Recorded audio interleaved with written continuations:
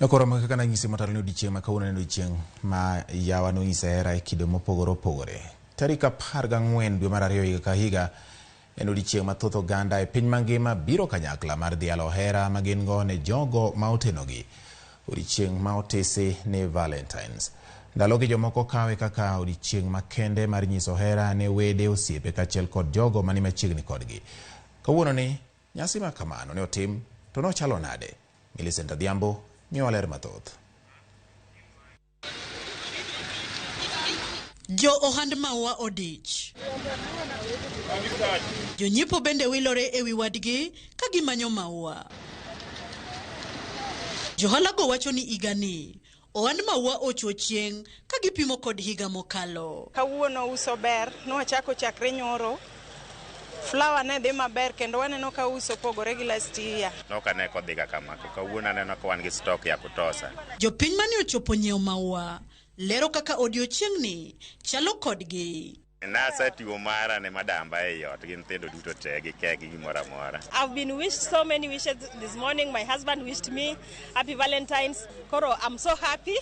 Amor nikech odiochieng' ma kawuono yudo ka an mangima with my friends here. Number wishes ipegate kachiel gi ji te jok mwatiyo godo. I wish all my kids happy Valentine, and to my friends, my relatives, everybody. To pachgi chalo nade ewi tarik ma kawuono motis ni Valentine's Day. Valentine paronwa gik mang'eny nikech okelo hera, paronwa weche hera. Ok ne jo hera kende to nyaka ne nyithindo. Ok ochuno ni nyaka eri gi ng'ama dichuo, inyalo eri gi mama u nyathini. En odiochieng' ma ng'ato ka ng'ato wish ng'ato happy Valentine. Wan jomo dich mamanyo mogo ma wish mag Valentine mago awene jok moko osotich mati. Giyango chenro mopogore opogore kaka gidhialo odiochieng' ma kawuono. I'm looking forward to the osiepega, mostly jomantie osiptal. Mondo at least I wish them nikech they are bedridden, they need love. Today I celebrate my girl who is Valerie Asha. She's at Rangala. I'm so happy and I cannot forget Valentine because of her. Okwane ka en gimoro ma ya maana sana but omoro. Waneno ka kawuono chemusha town. Waneno ka chuo chapni kon gi koni gi mine omiyo koro ji chapni.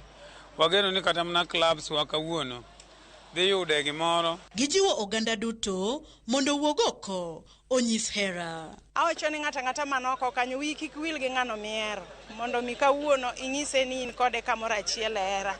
Komachielo to paro mopogore opogore bende medo wuok kaluwore gi weche mosebedo ka fuong'ore e mbui ewi romo motis ni Men's Conference ma en romo mar joma chuo mobalo kod weche Valentine. Sani kaka piny en sani maisha ni malo, sani bende nyithindo dhi sikul, koro piny tek gi ji kamoro amora. Koro joma chuo dich manyo kone gi kocha maka giduogo gibedo ni gisugole ka gwach mar Valentine.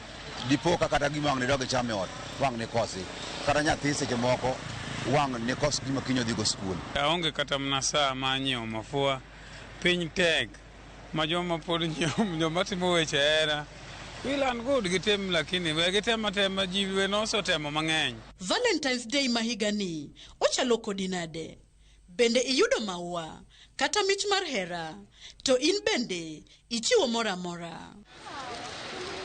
Kata obedo ni odiochieng' dhialo hera mahigani ochopo ka oganda kalo e matek kotenore kod nengo ngima ma oidho pacho ka, jopiny oramo ni kata tek nade to nyaka gitem gichiw mich mar hera.